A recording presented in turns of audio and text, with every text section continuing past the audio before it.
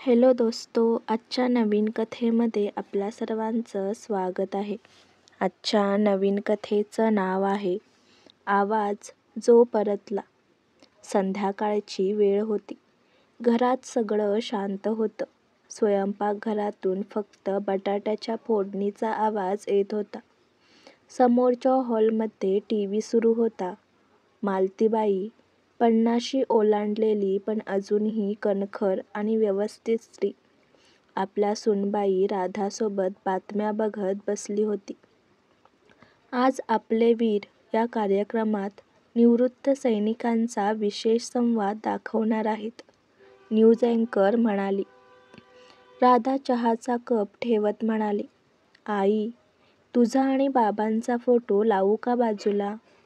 आजच्या कार्यक्रमात बघ ना, किती सैनिकांची मुलाखत घेतायत.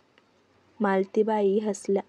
लाव ग, पण माझे साहेब तर आता फोटोपुरतेच उरलेत. 15 वर्ष झाली त्यांना जाऊन. टीव्हीवर कार्यक्रम सुरू झाला. स्क्रीन काळी होती. फक्त एक आवाज ऐकू येत होता. गंभीर, शांत, पण प्रत्येक शब्दात अनुभवाचा ठसा होता. देशासाठी लढताना मरण आलं तर शरीर हरवतं, पण आत्मा परत येतो. कधी मुलाच्या चेहऱ्यात, कधी पत्नीच्या प्रार्थनेत. मालतीबाई थिजल्या. चहाचा कप हातातून निसटला आणि जमिनीवर फुटला. राधा घाबरून म्हणाली, आई, काय झालं? मालतीबाईच्या डोळ्यातून पाणी वाहत होतं. त्यांनी टीव्हीकडे बोट दाखवलं. हा आवाज, हा माझ्या रामदासचा आहे. राधा गोंधळली. काय बोलता तुम्ही? ते तर 15 वर्षांपूर्वी कारगिल युद्धात.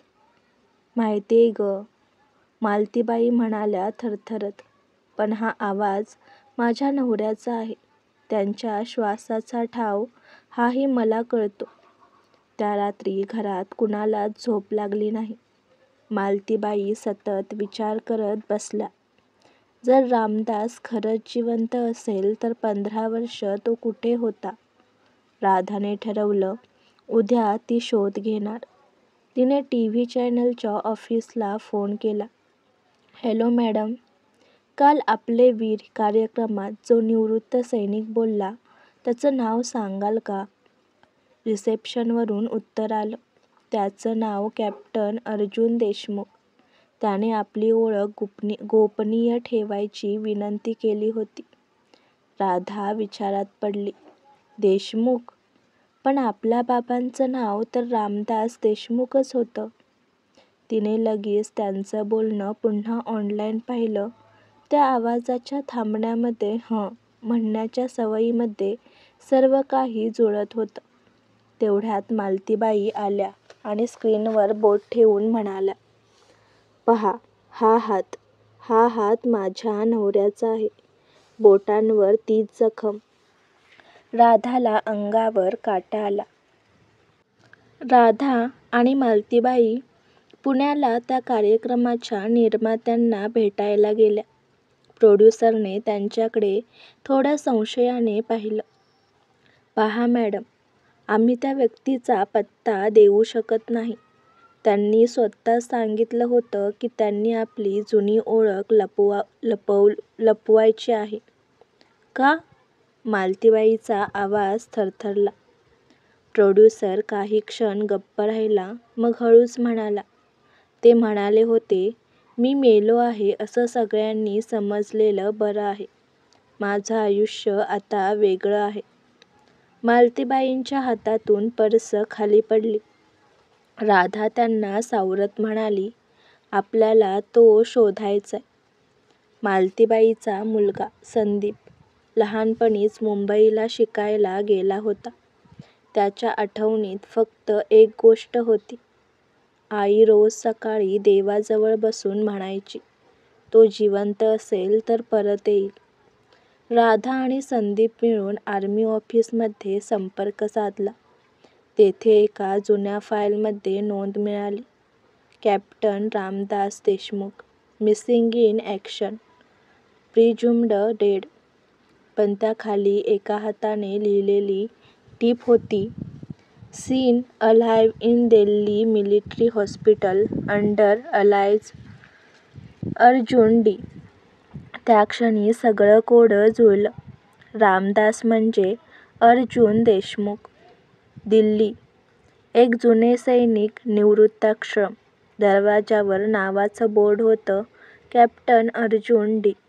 मालतीबाई आणि राधा आत गेल्या. खोलीच्या कोपऱ्यात बसलेला माणूस उठला. चेहरा सुरकुतलेला, केस पांढरे पण डोळ्यात तेच तेज.